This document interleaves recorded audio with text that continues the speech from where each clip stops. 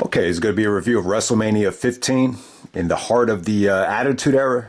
So we're going all the way back to March 28th, 1999, from Philadelphia, Pennsylvania, the first Union Center. This is the home of Allen Iverson and the Philadelphia 76ers.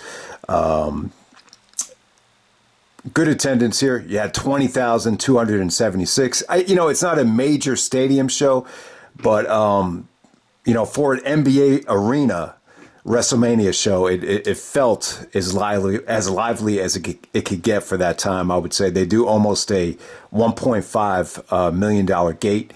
The pay-per-view buy rate is 800,000, which is up from WrestleMania 14. Considering that you don't have a major celebrity here, it's definitely a step up. So good buy rate. I mean, you would think that Austin and Rock main eventing, would at least be over 1 million. But yeah, I don't think they did over 1 million until you get to WrestleMania 17. My thoughts on this WrestleMania, just to quickly summarize it, I would say it's probably the best WrestleMania we're reviewing so far. Some of the negatives are, you got Michael Cole on the whole show until the main event, not quite ready for prime time, Michael Cole. And at the same time, you got Vince Russo. I think this is the only WrestleMania where Vince Russo was the head writer. I believe he was on the writing team, going back to the mid-90s. But, this is the only WrestleMania where he's, the main writer. So in a lot of ways, it did kind of feel like you were watching Raw, throughout most of the pay-per-view. So I think it has that going against it. But at the same time, the positives are, everybody was extremely over. I thought the crowd was pretty much connected to everybody on this show. I think in a lot of ways, it's a step up from WrestleMania 13. It just felt like the company was progressing. It felt more successful. It felt like a bigger crowd. It just felt like you had more talent. And I think the main event is great. I think Austin and Rock, at that time, it's better than, almost half, I would say, of the WrestleMania main events at that point. I thought Austin and Rock definitely delivered the first time in the main event of WrestleMania. So, and if you're a Stone Cold Steve Austin fan, I think in a lot of ways it might be even more of a satisfying, moment and aftermath than the WrestleMania 14 main event. In a lot of ways, it just kind of felt like the blow off to the Montreal Screwjob and the Vince McMahon Corporation storyline. So if you're an Austin fan, there's no way you can at least enjoy this show. But, for a lot of the people that are very negative on Russo and the Attitude Era, like I would say this, like a guy like Bret Hart will probably hate this show. It just, from a wrestling standpoint, it just really felt like, this is the kind of show that really just appeals to casual fans, not necessarily technical wrestling fans. But yeah, man, let's get right down to it. All right, first match on the big show, the main show. We got Hardcore Holly, Al Snow, and Billy Gunn right here. This is a triple threat match for the Hardcore Championship. So who is the champion here? All right, it was actually Billy Gunn. I got to say, Billy Gunn was really over here, man. When he was given the crotch chops, he got a hero's welcome. He had a good physique here. This was kept short, under 10 minutes. They used a lot of weapons. Al Snow got a huge pop when he took out a hockey stick. You got a "Let's Go Flyers" chant.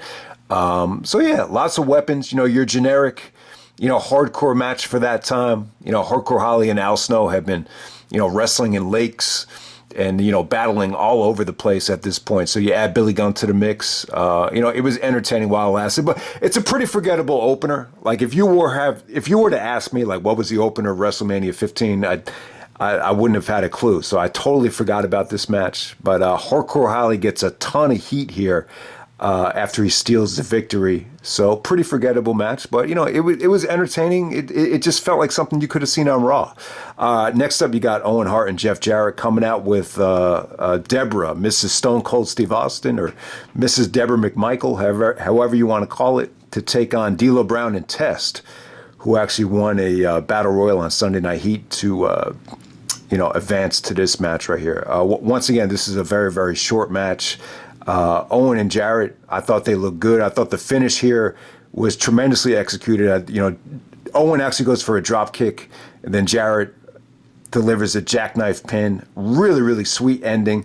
But the match kind of ends with D'Lo and Test arguing throughout this whole thing. But I'll tell you what really stood out here was Debra. I mean, Debra was really just mind-blowing at the time. It's almost like you didn't even notice Owen. She was so distracting. So, you know, I think a couple weeks later, they pitched the idea to have Owen cheat with Debra, and he actually turned it down. Now, there's a lot of things going on here. I think Debra was so...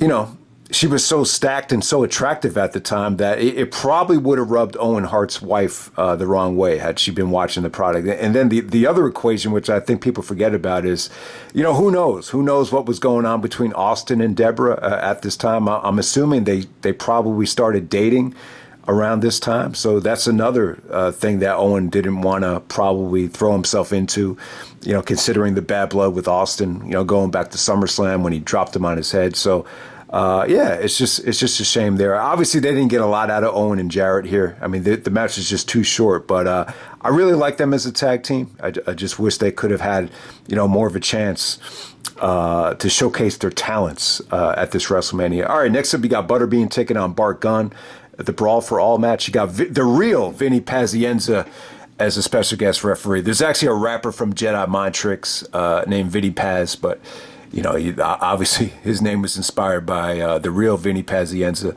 All right, Butterbean and Bart Gun. Yeah, this is a real fight here. Bart Gun actually won the real Brawl for All in the summer of 1998, where he actually injured Dr. Death Steve Williams. So it made sense. You know, it made sense to, you know, if they really wanted to push Bart Gun, you know, see if he could really defeat, you know, a legit guy like Butterbean. But yeah, it was just a beatdown here. The punches from Butterbean looked nasty. You know, full contact. You know, Bart Gun was laid out in about 35 seconds. But, you know, it was cool. I mean, this probably got, you know, more attention than any other match, you know, backstage on this show. I think everybody was excited to see, you know, what exactly would happen here. But, yeah, Butterbean goes over. And, you know, the Bart Gun push is kind of put to rest here. All right, next up we got Big Show taking on Mankind. The winner would actually be the special guest referee in the main event. So from what I remember, I believe there was serious talk that Big Show had to go over here. You know, this is his first pay-per-view match. At the time, they were promoting him as the biggest free agent in sports entertainment history. I remember Rock talking about in his book that he just thought it would have taken away from the main event to have a 500-pound giant as the guest referee. And I would definitely agree with that, you know, no doubt about it. So they did a disqualification finish here. And it ends with Big Show doing a double choke slam to Foley through a couple of chairs. So Foley had to be taken to the hospital. But Vince was upset. Vince was pissed that this ended in a DQ, and, you know, he wanted Big Show to win clean so he could, you know, stack the deck against Austin in the main event. So that definitely makes sense. But at the same time, the booking of the Big Show, it's always been very puzzling. You know, even going back here, I think this show really is indicative of the back and forth, you know, with the booking of Big Show. It's like 1 minute he's the unstoppable heel, and then he's the gentle giant. So you actually have almost teasing a Big Show face turn by actually with him choking out Vince and then knocking out Vince. And they actually, I mean, it felt like an episode of Raw. It felt like what they did with Goldberg. You know, they actually handcuffed Big Show and took him to jail by the orders of Vince right here. So I don't know. But, you know, I think this is what you had to do to protect Big Show so he doesn't get pinned. And then Mankind is the referee in the main event. He comes back from the hospital and eventually he's able to find his way into refereeing the finish of the main event. But, yeah, a pretty forgettable WrestleMania match from Foley's standpoint. I think it sounded good on paper. You know, Mankind is out of the WrestleMania main event, so what's his consolation prize? He gets to wrestle the biggest free agent in the industry. You know, Big Show's pay-per-view debut, but it was just pretty forgettable. Like, Foley didn't get a chance to develop any type of rhythm, any type of continuity with Paul White, the Big Show. At this time, they were actually calling him Paul White. All right, next up we have a Four Corners elimination match for the Intercontinental Championship. You got Road Dogg, you got Goldust coming out there with the Blue Meanie and Ryan Shamrock, which is Ken Shamrock's sister, kayfabe-wise. It wasn't really Ken Shamrock's sister, but she got a lot of attention. I wasn't really a fan at the time, but I do remember people talking about the product a lot because of how popular it was. And I remember when she first appeared on television, she was like the talk of the town. She was like the it girl. A lot of people thought she was really hot. So that was Ryan Shamrock. At the time, she's actually managing Goldust. I believe they put her on TV. It kind of tied into the Val Venus porn star storyline, which, you know, it reminds me of, I think originally they were going to have Jenna Jameson be Val Venus's valet because they shot all those vignettes, but Vince McMahon did not find Jenna Jameson very attractive, which is very, very funny. But, you know, that's a story for another day. So Val Venus is out there by himself. And then you got Ken Shamrock, who, you know, this just kind of felt wasted to me. Yeah, you have a lot of good talent here. I like the amount of talent that's out there. I thought Val Venus looked incredible here. And, you know, this is really one of his only WrestleMania performances. You know, him and Shamrock actually got counted out here. So you just... You know, I just thought this had so much potential, man. So Road Dogg is able to outmaneuver Goldust on a belly-to-belly and pin Goldust to retain the Intercontinental Championship. So, yeah, you'll almost forget that Road Dogg was IC champion. You know, he's always kind of characterized as a sports entertainer, not a good wrestler. But, yeah, give the roadie, the Road Dogg, Jesse James, credit. It's probably the highlight of his life to defend the IC title at WrestleMania, which kind of goes forgotten. Like, this is another match that, you know, I totally, you know, did not remember here. I mean, you know, you could have utilized Shamrock a lot better. But while Shamrock and Val Venus were in there, I thought you had some good stuff going on. You know, Val Venus actually selling, you know, the ankle lock. That wasn't bad. But we move on from there. Next up, we got Kane. Taking on Triple H. China's a huge part in the match. I think at the time, Kane and China were in a romantic storyline. There was actually a situation where a fireball was actually shot accidentally into China. So you have that going on here. But yeah, Kane versus Triple H before the Katie Vick angle. I thought it was pretty good. I would actually say this is the second. Yeah, I would actually say this is the second best match of the night. But for as good as it is, I wouldn't even say it was better. I would say it's pretty much on the same level as all their other work. I think they have lousy chemistry. But at the same time, what this match had going for it was I thought they both looked hungry. You know, Kane actually does a crossbody over the top rope. He actually gets himself in midair, you know, almost like an Undertaker dive. Didn't look pretty, but, you know, for Kane being that big, you got to give him credit there. Triple H actually takes a backdrop from the pedigree off of the steel steps that had to totally annihilate his back. So give him credit there. But, you know, the ending comes when China clocks Kane with the steel chair. Triple H hits the pedigree after the DQ, and we have a reuniting of Triple H and China. So this is one match that if you're not really ingratiated with the actual storylines at the time, it might come off a little bit confusing. But yeah, I guess at this time, Triple H and China are reuniting, almost like Macho Man and Elizabeth reuniting at WrestleMania 7. Doesn't quite have the same effect. But it got a babyface reaction here. So at the time, it was really tough to tell, like, who's the babyface, who's the heel here. But Kane is with the corporation, and Triple H is a babyface with DX, but he's reuniting with China. So Triple H actually turns heel on this show, and he turns on DX, but it wouldn't be until the Shane McMahon match. When I first watched this match, I was like, oh, is that it? Like, it didn't feel like a Triple H heel turn. So the heel turn actually comes a little bit later on in the show, just to be clear. So this is a tough review to do because it's really storyline driven. And I really do feel like if you were not watching Raw at the time and you just pop this in, randomly, it's a tough WrestleMania to really understand and get behind. There's a lot of swerves. There's probably too many swerves on the show. All right, next up we got Sable defending the Women's Championship against Tori. Okay, arguably the pop of the night is for Sable. There's a shot of Sable. There's like a wide shot of Sable coming out, and you can see the crowd jump to their feet. Almost everybody in the background of the shot jumps up. So it's a great pop for Sable. In a lot of ways, Sable's probably the most over woman, even more over than Trish, I would say, that they've ever had. She's coming off of the Playboy appearance, which at the time, the hottest selling Playboy in 15 years, they said. So Tori comes out with a painted suit on. What do they call it? An iron brush, suit of like animal skin. It did not look good.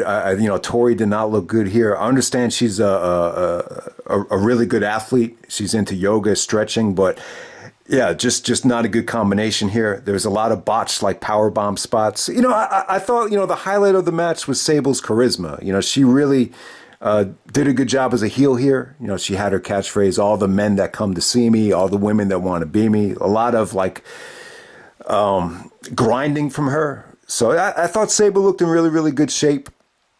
But, from a wrestling standpoint, the chemistry just was not there. And then you get to see Nicole Bass come out.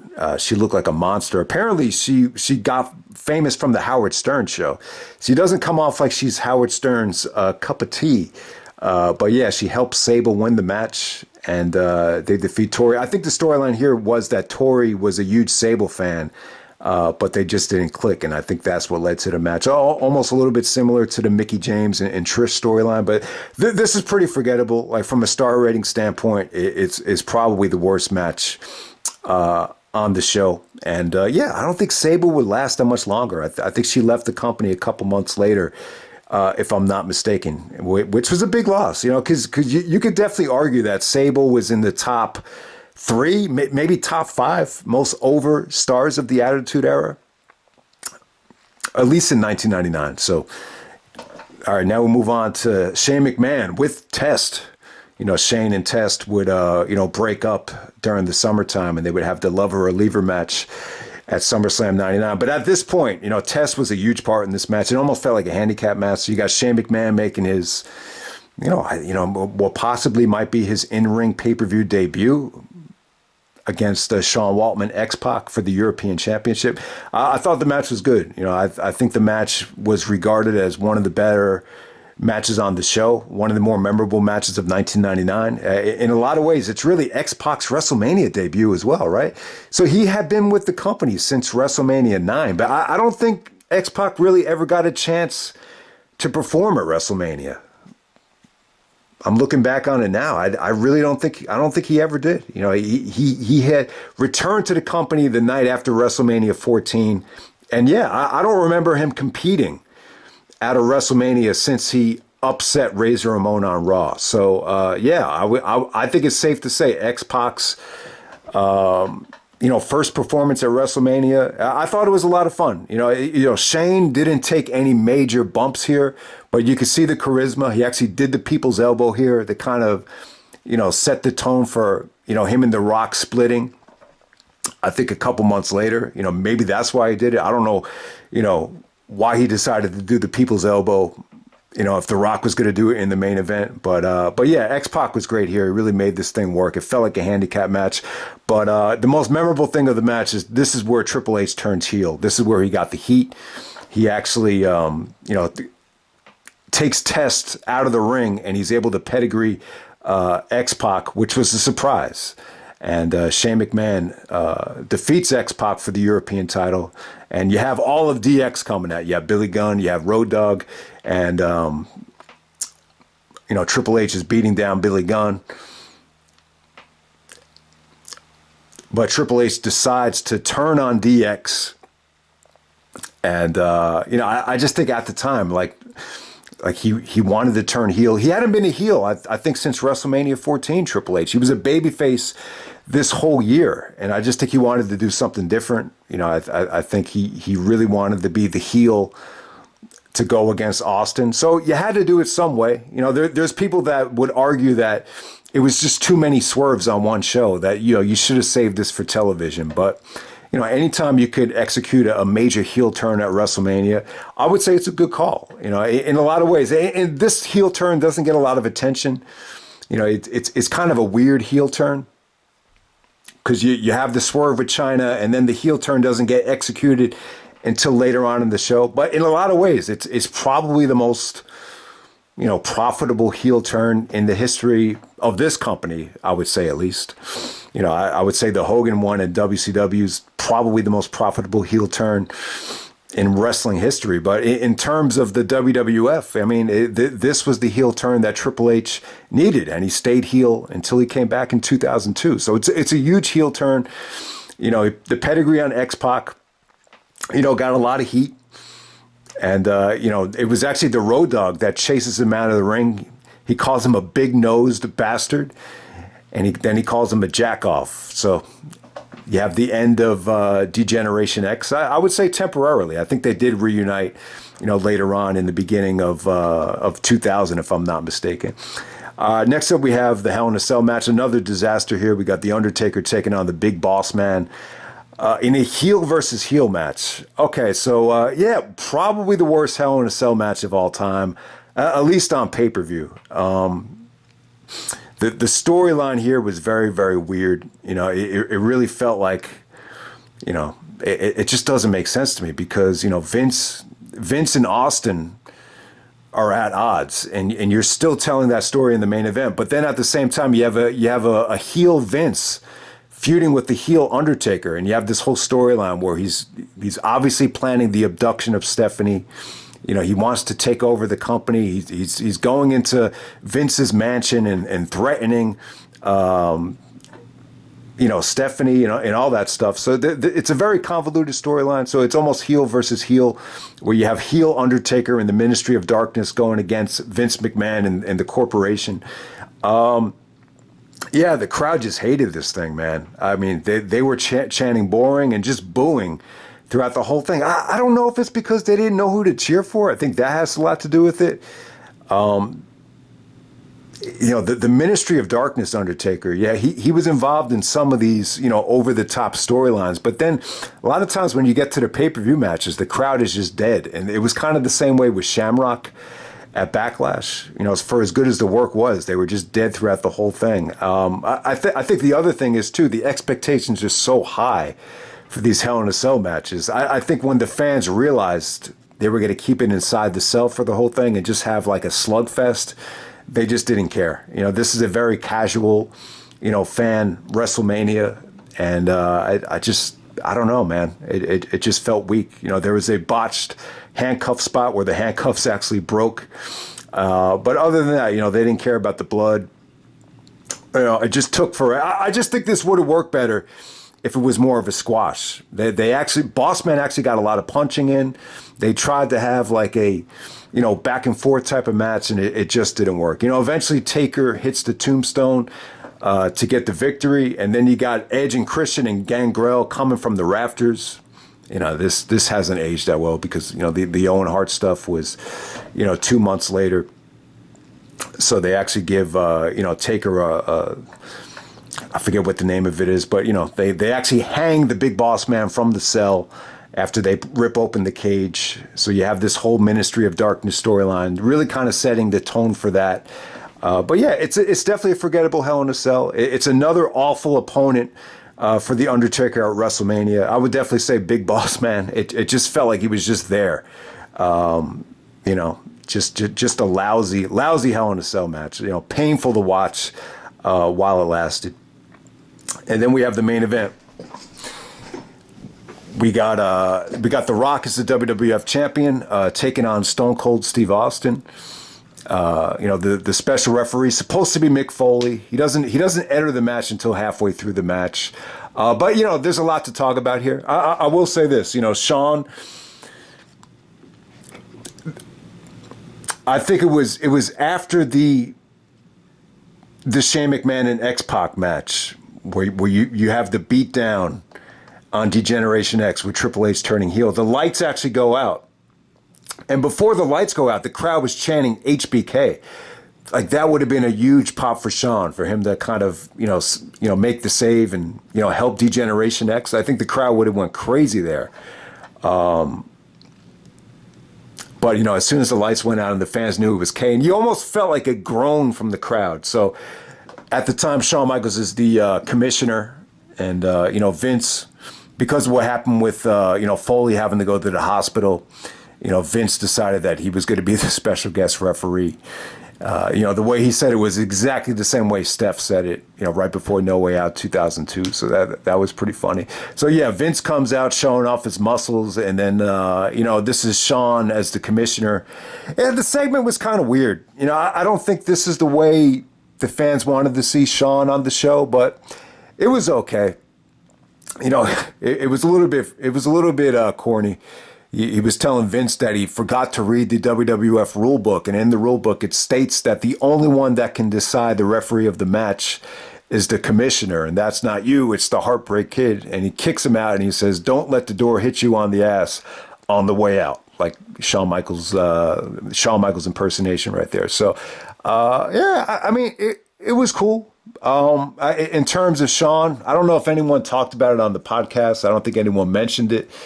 But, apparently this is where Shawn and The Rock, had a little bit of a falling out, I guess. I think Shawn was actually pushing. From my recollection, I thought he was pushing for it to be Austin and Foley in the main event. And, he was adamant that it shouldn't be a three-way. I think one of the original plans was for it to be a triple threat. But I think Shawn stated that, WrestleMania should always be one-on-one. But I think he was actually pushing for The Rock to be the odd man out. And I think everyone had to step in and just say, no. We got to go with Austin and Rock. So you have that whole situation there. It feels like it's more of an internet rumor than anything. It would make sense considering, Rock and Shawn Michaels didn't have the best of relationship. Going back to the late 90s, at least. But yeah, Rock actually comes out first, which I think was the right call. It's weird to have the heel champion, come out first, but it actually worked because there was this great reaction from The Rock when the glass shattered. So if it wasn't for that, you wouldn't have had that great reaction. So Austin actually comes out without his vest. Apparently either he forgot the vest or the vest wasn't made on time. But I didn't think it was that big of a deal. I thought it was cool that he came out to the ring with the T-shirt on.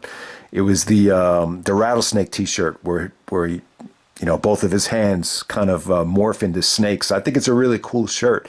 Great pop for Austin. I don't know what it was. Maybe because it's not a big time stadium. So many fans jammed into an NBA arena. It just felt like one of the better pops he ever got.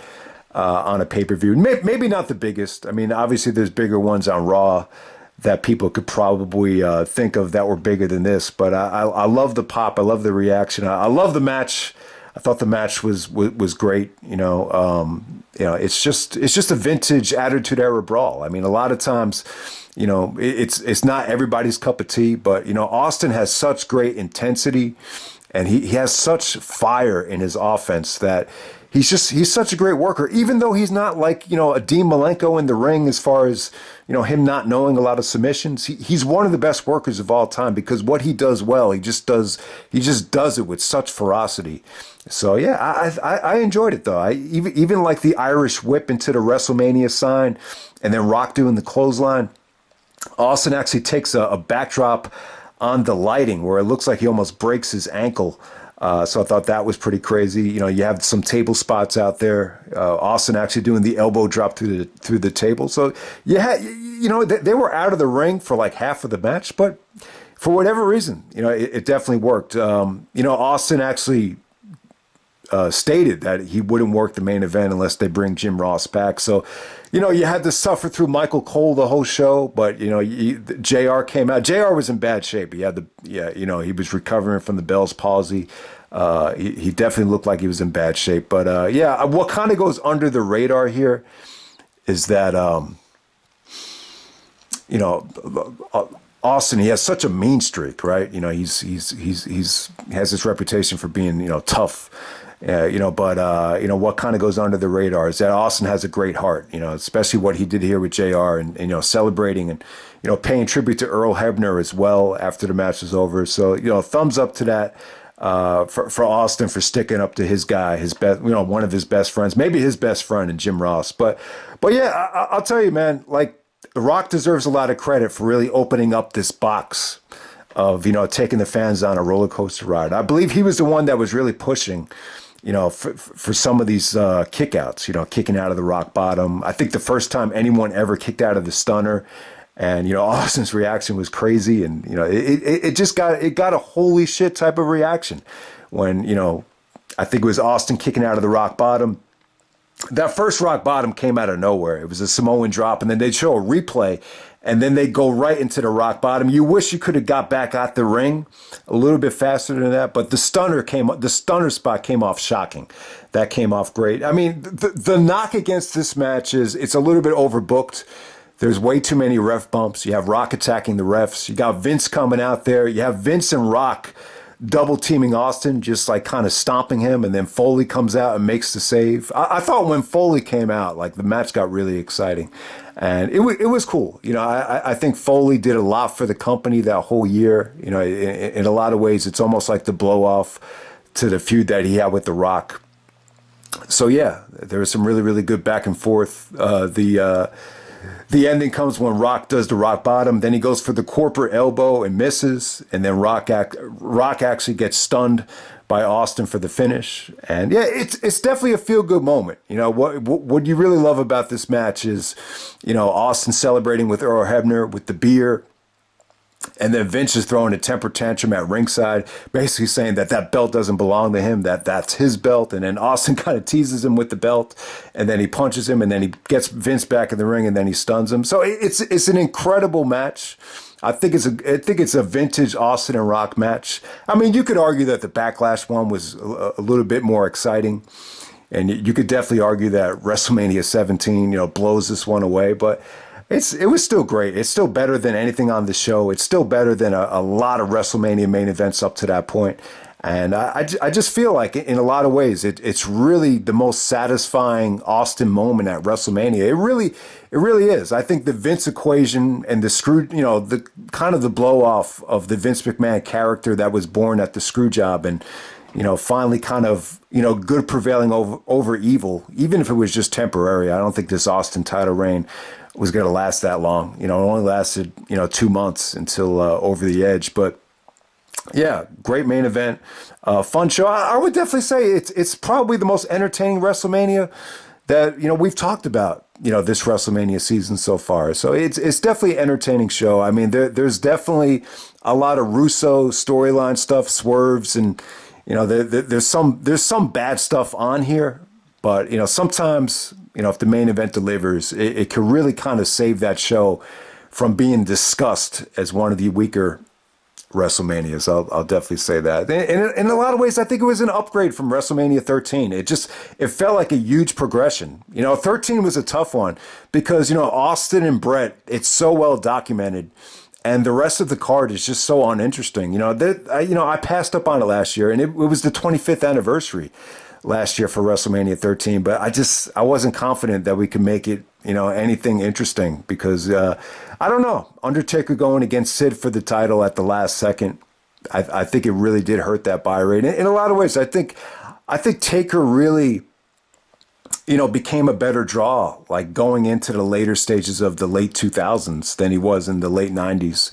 Just think he really needed a good dancing partner at this time, and, you know, Big Boss Man just wasn't that. So yeah. So that's WrestleMania 15, the Raging Climax, 1999. Lots of Michael Cole, lots of Russo, but at the same time, if you're a Stone Cold fan, if you're a Rock fan, I don't see how you can't enjoy the main event. So that's pretty much it, and I'm out. All right.